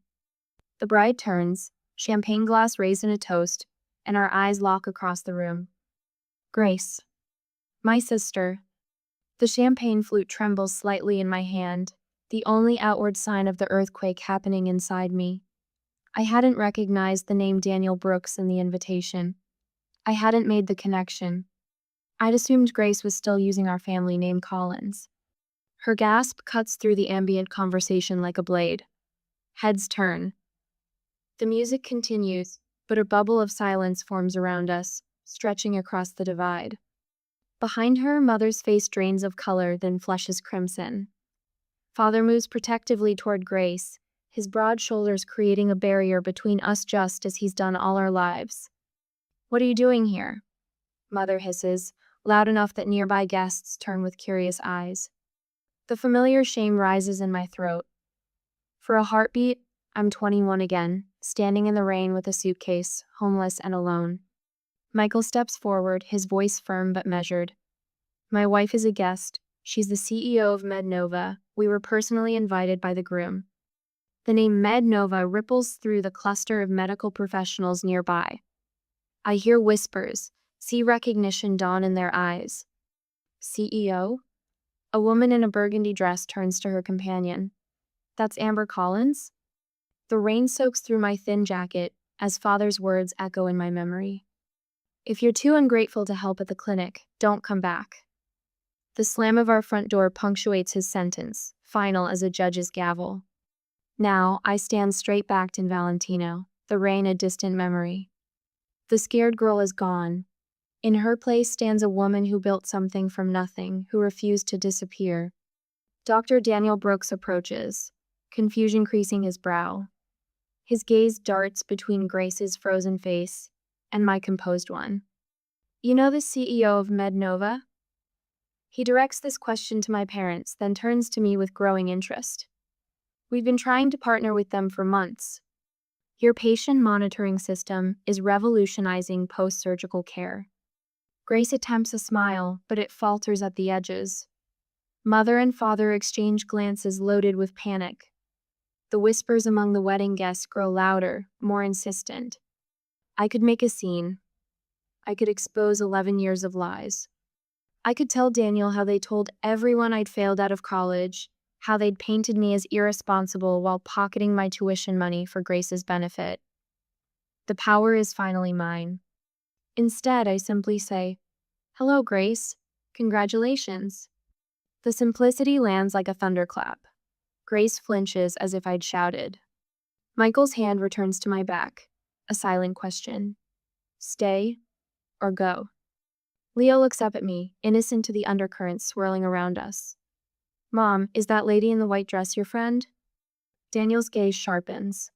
He looks between Grace and me, his new bride and the stranger who clearly isn't a stranger. Grace. His voice carries confusion and the first notes of suspicion. I thought you said your sister was. His voice trails off, the unfinished sentence hanging between us. Grace's eyes dart frantically between her new husband and her parents. For the first time in my life, I watch her struggle for words. Have you ever walked into a room and immediately regretted it? The smart move would be to grab my family and quietly slip away. Let Grace have her perfect day. Let sleeping dogs lie. But sometimes regret is just fear wearing a mask. And I stopped being afraid a long time ago. And this is my wife, Grace, Daniel beams, his arm sliding around her waist. Stanford graduate and the brilliant mind managing her family's medical practice back in Vermont. I stand 10 feet away, my champagne untouched, watching my sister nod demurely as she's introduced to a cluster of doctors. Her pearl earrings catch the light when she tilts her head, a gesture I recognize from childhood or tell when she's about to stretch the truth. The Collins Clinic has been serving our community for 30 years, she says, voice pitched perfectly between pride and humility. We specialize in family medicine with some geriatric care. Michael touches my elbow, drawing my attention to the conversation unfolding beside us. A silver-haired woman in an elegant pantsuit studies my name badge. MedNova? Her eyes widen. You're Amber Collins? Your presentation at last month's medical summit was brilliant. The patient monitoring system you've developed is changing post-surgical recovery protocols across 3 states now. 4, actually, I smile. We just finalized implementation with Northwestern's hospital network. Across the room, Grace fumbles through a response about platelet therapy trends. The doctor questioning her exchanges a subtle glance with his colleague. I thought Stanford's medical program had shifted away from that approach 3 years ago, he says, brow furrowed. Grace's laugh floats a pitch too high. Well, you know how these academic debates go. Some professors hold on to traditional methodologies longer than others. Daniel's expression shifts almost imperceptibly, tightening around the eyes, a slight withdrawal of his arm from her waist. He's noticing the discrepancy. Amber. The voice behind me belongs to my father. 11 years older, but unmistakable, the same commanding tone that once sent me scurrying to answer phones at the clinic after school while Grace practiced piano. You need to leave, he says, positioning himself between me and the rest of the room. You're ruining Grace's day. Michael stiffens beside me, but I place a steadying hand on his arm. I was invited by Daniel, I reply, my voice low but firm. Perhaps you should explain why that upsets you. Father's face reddens. The expensive suit he wears can't disguise the man beneath a small-town doctor whose authority stops at the borders of his own practice. Don't play innocent. You showing up like this, flaunting your whatever company you claim to run. MedNova is hardly a claim, Dennis. Michael steps forward, every inch the Harvard-trained surgeon. The Medical Technology Conference in Boston last month featured your daughter as the keynote speaker. Her monitoring systems are in 27 hospitals nationwide. A nearby guest turns at this, clearly recognizing the company name. Across the room, my mother hovers near Grace, desperately trying to steer Daniel's colleagues away from my direction, her hands fluttering like panicked birds. Too late. The connections are already forming throughout the room, medical professionals recognizing my name, making associations. Leo tugs at my hand. Mom, can I have some cake now? You promised. In a minute, sweetheart. Leo looks past me, eyes fixed on Grace. Is that lady your sister? Does she go to Stanford like you did? Dennis's face drains of color. Before he can respond, Leo continues innocently. You showed me your old college pictures. The red buildings were pretty. Grace has drifted closer. Daniel beside her. Her face freezes at Leo's words. Stanford? Daniel says, looking between us. You went to Stanford too, Amber? Class of 2014, I answer simply. Daniel's colleague, distinguished cardiologist based on his conversation, turns to Daniel. You didn't mention your wife's sister was Amber Collins. Her work on predictive algorithms for post-surgical complications is revolutionary. Northwestern Medical has reduced readmission rates by 22% using her systems. The weight of 11 years of lies settles visibly on Grace's shoulders. She reaches for Daniel's arm, but he steps slightly away, his attention now fully on the professional conversation happening around me. Rain drums against my dorm window as I stare at the bank statement, the numbers not computing. My college fund depleted, transferred to an account I don't recognize. The same day, a package arrives from Grace of photos of her spring break in Cancun, the trip I couldn't understand how our family could afford. I shake off the memory, focusing on the present. Daniel has pulled Grace aside, their heated whispers visible from across the ballroom. His face reflects growing confusion, then disbelief, then something harder as she clutches at his sleeve. You told me you graduated from Stanford, he says, voice rising just enough to carry. I went there. I've never heard your name mentioned by any of the faculty. Grace's response comes frantically. It was mostly remote learning, a special program they had for. Stanford Medicine doesn't offer remote degrees. Daniel's voice has gone cold. Never has. Color drains from Grace's face as she realizes her carefully constructed life is beginning to collapse. Her eyes dart around the room, landing on mine with desperation. Daniel steps back from her, straightens his tie, and turns. With deliberate steps, he walks across the ballroom away from Grace, directly toward me. Behind him, Grace's pleading eyes follow, a drowning woman watching her last lifeline walk away. Daniel guides me away from the crowd with a gentle hand on my elbow. His fingers tremble slightly against my skin, the only indication that the poised doctor is rattled. Let's find somewhere quieter, he says, his voice steady, but his eyes darting back to where Grace stands with my parents, their heads bent together in urgent conversation. We settle in a small alcove at the edge of the ballroom. 2 plush chairs, a small table between us. The muted lighting casts shadows across his face, highlighting the sharp angles of confusion etched there. I apologize for the awkwardness, he begins, straightening his bow tie. His words trail off, uncertain how to frame the chasm of questions between us. You didn't know Grace had a sister. I finish for him, keeping my voice neutral. Daniel's eyes widen. She mentioned a sister once, but said you dropped out of college after a semester, that you couldn't handle the pressure and disappeared. The old wound throbs, but I don't flinch. Years of boardroom negotiations have taught me to keep my face composed even when bleeding internally. I graduated summa cum laude, I say simply, while working 3 jobs. 3 jobs? His brow furrows. Mornings at a coffee shop, evenings at the hospital reception desk, weekends at a call center.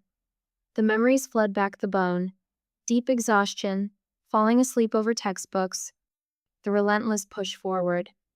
I put myself through school part-time, no family support. Each word lands like a stone between us, ripples spreading outward. Daniel's expression shifts from confusion to calculation, the surgeon's analytical mind reassessing everything he thought he knew. Stanford? He asks, naming his alma mater. I shake my head. Community college first, then State University. I couldn't afford Stanford after I discovered my college fund had been. I pause, choosing my words carefully. Reallocated. To Grace's education, he concludes, the pieces clicking into place. The ballroom around us blurs as memories surface sleeping on Sarah's lumpy couch for 6 months, showering at the YWCA when Jamie's boyfriend kicked me out, eating ramen for weeks straight to save for textbooks. The humiliation of asking professors for extensions because I couldn't stay awake after triple shifts. The hospital where I worked reception, I continue. That's where I met Michael. He was a resident then. I remember that night clearly hunched over healthcare administration textbooks during my dinner break, exhaustion pulling at my eyelids.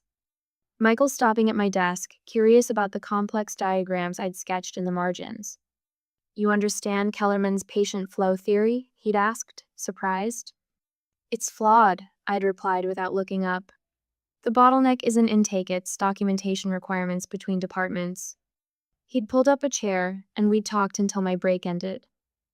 The next day, he brought coffee and questions about my ideas for streamlining patient monitoring. Within months, we were developing the prototype that would become MedNova's cornerstone product. Daniel leans forward. And MedNova? Grace mentioned you worked some office job. I can't help the small smile that touches my lips. We started in our apartment 7 years ago. Last quarter's revenue was just under $400 million. Across the room, I spot my parents flanking Grace like sentinels. Dennis paces small circles, his face flushed with anger, while Margaret clutches Grace's arm, her knuckles white with tension. They cast frantic glances our way, whispering urgently. They're going to try to separate us soon, I say calmly. Daniel follows my gaze. They appear concerned. Michael approaches us, phone discreetly positioned at his side. I recognize his strategy documenting behavior while appearing casual. A protective measure we've learned after years of navigating hostile business environments. Everything all right here? He asks, his surgeon's eyes performing a quick assessment of my well-being. Just catching up, I reply, gratitude warming my chest. The man standing beside me, steady, brilliant, sees me as I am, not as my family's convenient narrative. On cue, Margaret bustles toward us, her voice pitched to Carrie. Daniel, there's someone from Boston General dying to meet you. Her eyes slide past me as if I'm invisible. A familiar sensation. Daniel stands his ground. In a moment, Margaret, Amber and I are having an important conversation. My mother's smile stiffens. Always the attention seeker, our Amber. She turns to the nearest cluster of guests. She's always been jealous of her sister's accomplishments. The statement hangs in the air like smoke, acrid and choking. Several guests shift uncomfortably, eyes darting between us. I remain seated, back straight, face composed. Michael's hand rests on my shoulder, a silent anchor.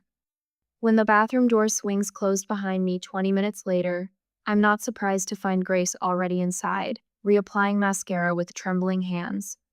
Our eyes meet in the mirror. Why are you doing this to me? She demands, voice breaking on the final word. I wash my hands slowly, deliberately. Doing what exactly?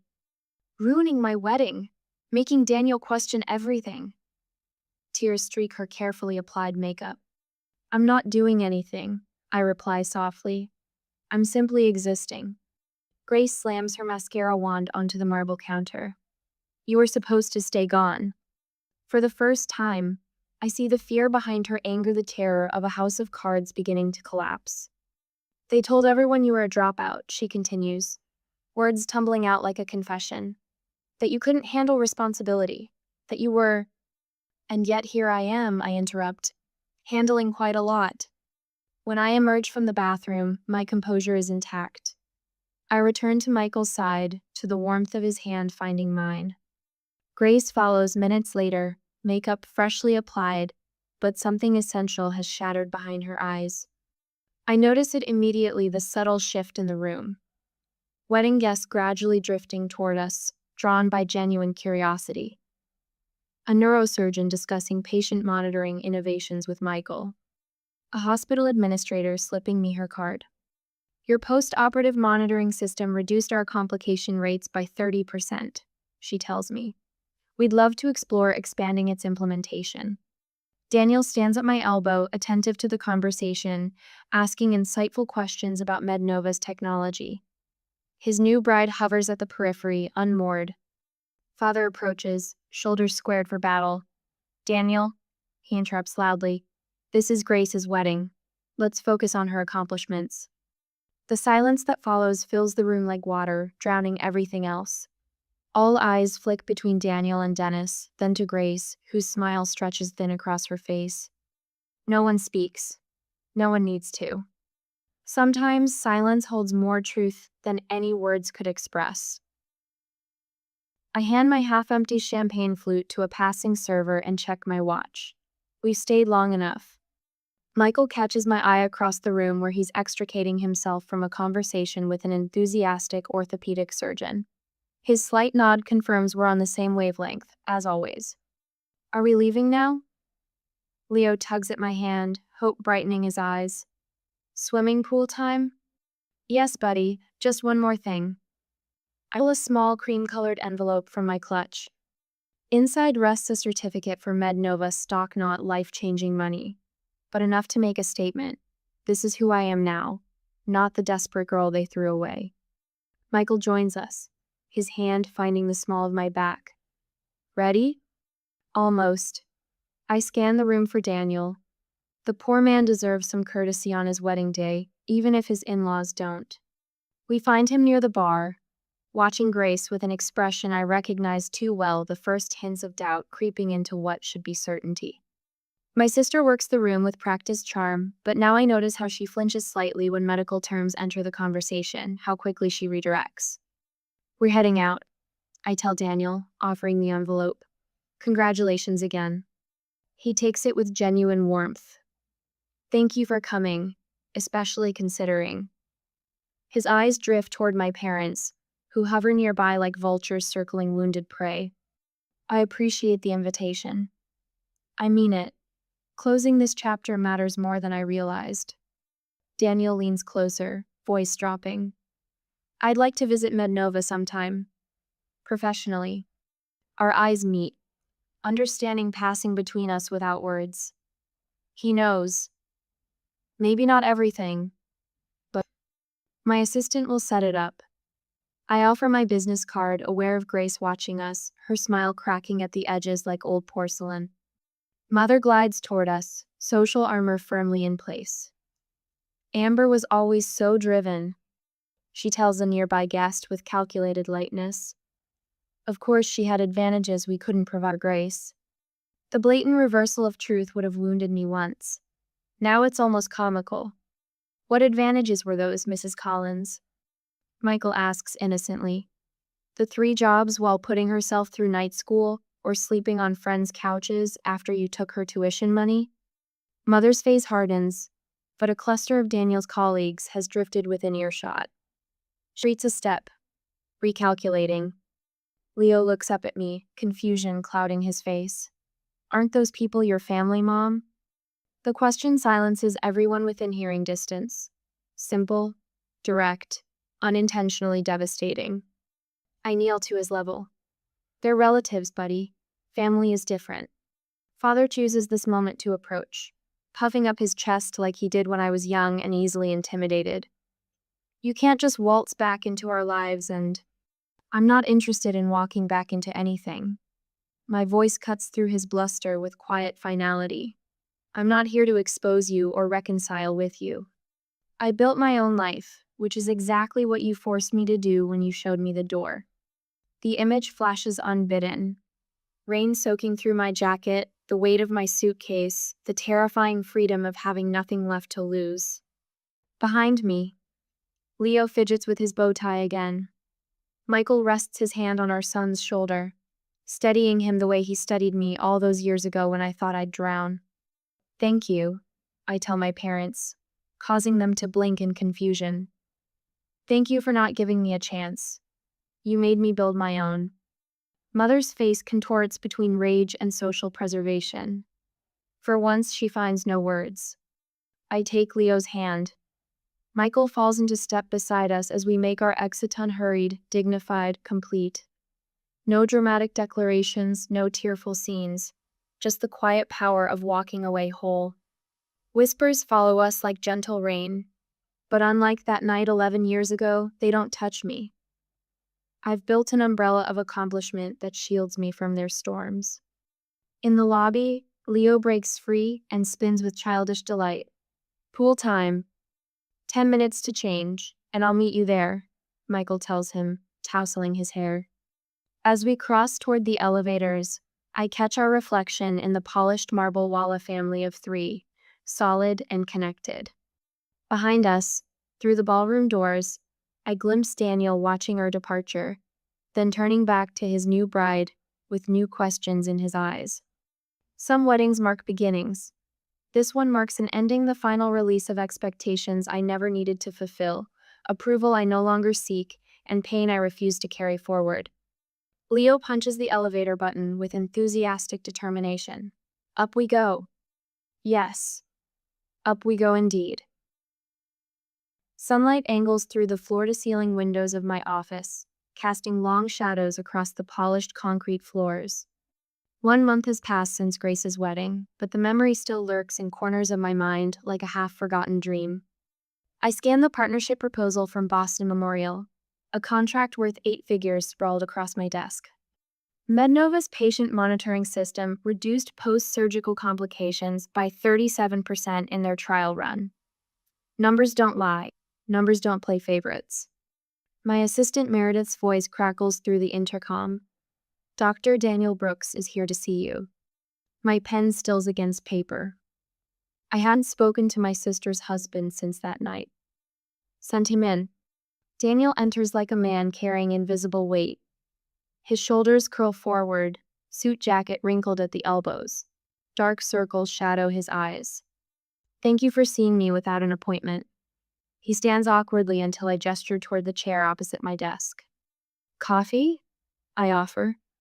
He shakes his head. I can't stay long. I wait. Experience has taught me the power of silence. I've consulted with a lawyer about annulment possibilities. The words tumble out like stones.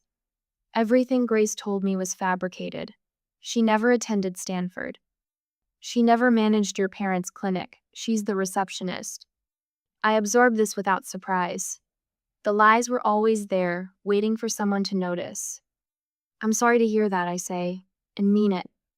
Your parents made her the face of their practice while they... His voice trails off as he runs a hand through disheveled hair.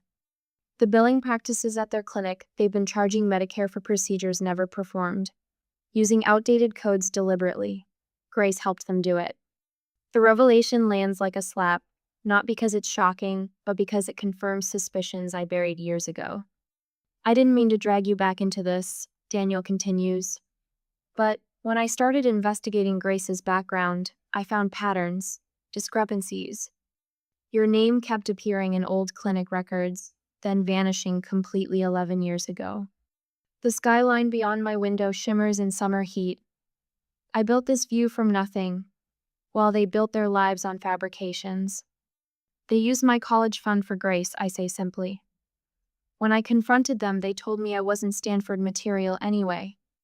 Daniel winces. The irony is, I never wanted to be a doctor.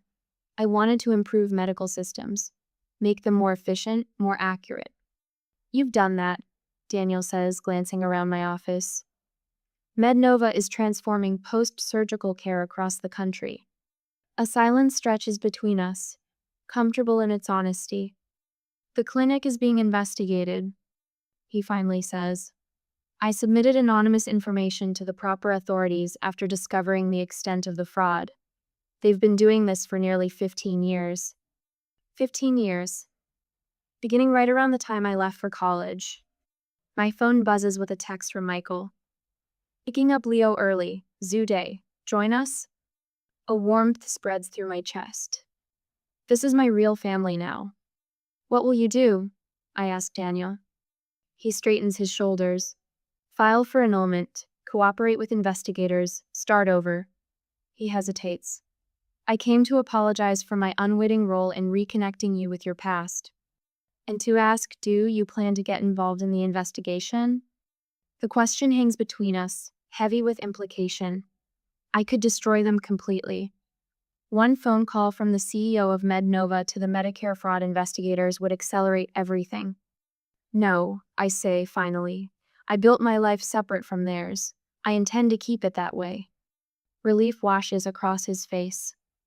Thank you for seeing me. After Daniel leaves, I stand at my window, watching traffic flow 40 stories below. My phone vibrates with a voicemail notification. Grace's number, the third this week. Michael calls as I'm gathering my things to meet them at the zoo. You sound tired, he says. Daniel Brooks came to see me. The family clinic is under investigation for Medicare fraud. A pause. Are you okay? Yes. The answer surprises me with its truth. Are you going to get involved? I watch a red-tailed hawk circle the skyscrapers, riding thermals with effortless grace. I was thinking about what you said last week, about how my success is already their greatest punishment. I stand by that, Michael says, but it's your choice. My computer chimes with an incoming email. An attorney representing the Medicare Fraud Investigation Division, requesting information about my time at Collins Family Practice. Attached are documents requiring my testimony. They want me to testify, I tell Michael. What will you do? I consider the question. Part of me wants to delete the email, refuse the request. Let whatever happens to them happen without my fingerprints anywhere near it. Another part remembers patients who trusted them. Elderly men and women whose Medicare benefits were stolen. I'll forward them copies of the clinic's original records from when I worked there, I decide. Nothing more, nothing less, just the facts. I'm proud of you, Michael says. My phone buzzes again. Another voicemail from Grace. Her third today. The first one begged for money. The second threatened to tell Leo the truth about his mother. I don't need to hear the third. I press delete without listening, the small action surprisingly final. Leo wants to see the new tiger cubs, Michael says, his voice a welcome anchor to my real life. Tell him I'm on my way. I gather my bag, pausing at the door to look back at my office. The Boston Memorial contract waits on my desk, another hospital ready to implement the system I built from nothing but determination and long nights.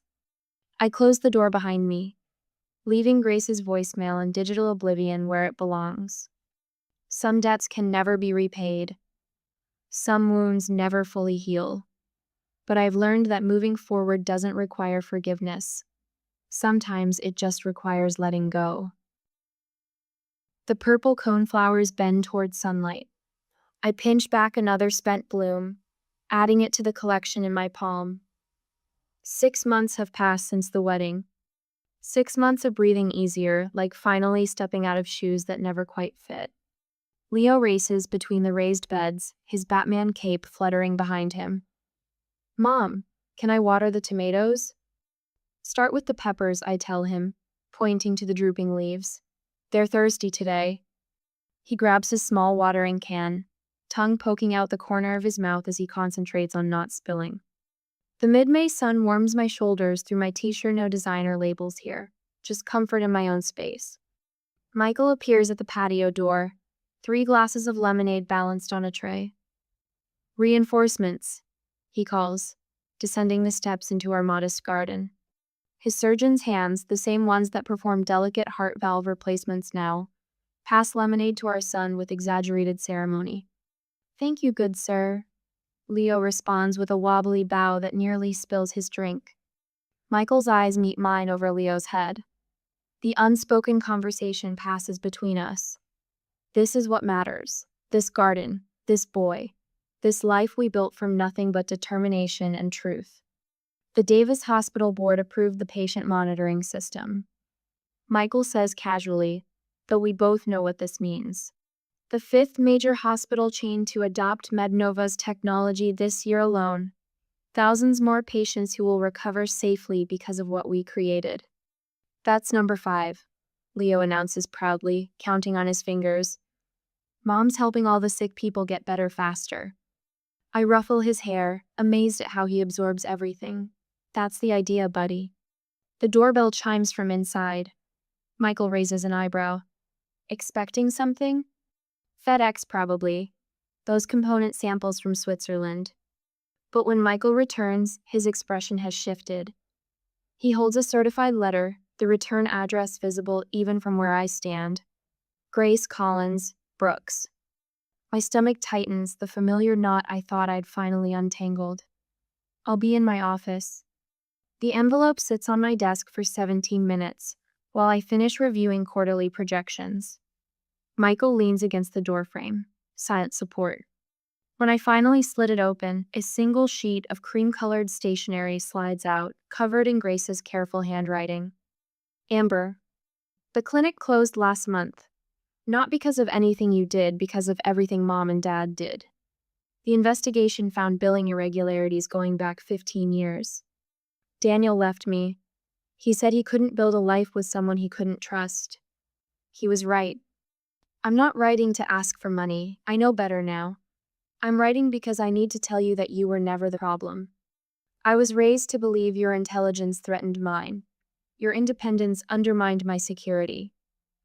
I believed them when they said cutting you off necessary. I was wrong, they were wrong, and I am sorry. Grace. Michael doesn't ask what it says. He waits until I fold the letter and place it back in its envelope. What will you do? He asks. Nothing dramatic, I answer, turning to my computer. I open a document, type for several minutes, then print a single page. I slide it into a MedNova envelope with the letter I've written. 2 weeks later, I stand at the edge of the American Medical Technology Conference in Chicago, watching my team demonstrate our latest innovations to a crowd of healthcare professionals. The red MedNova booth draws attention, our reputation preceding us now. A flash of movement catches my eye, someone in pale blue scrubs near the education pavilion. Grace, her hair pulled back in a simple ponytail, listens intently to a speaker discussing entry-level medical coding certification. Our eyes meet across the crowded exhibition hall. No gasps this time, no drama, just quiet recognition. She holds the MedNova internship application I sent her, clutched like a lifeline.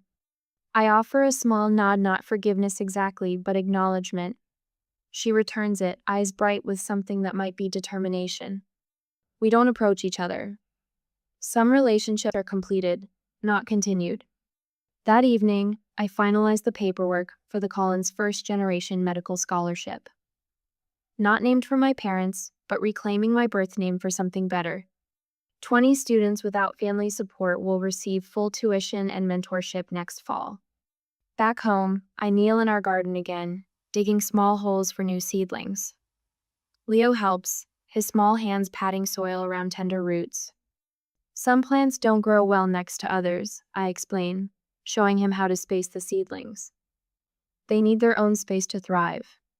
Like people? He asks, surprisingly perceptive. Smart boy, I whisper, kissing his forehead. Yes, like people. The sun slants golden across our yard.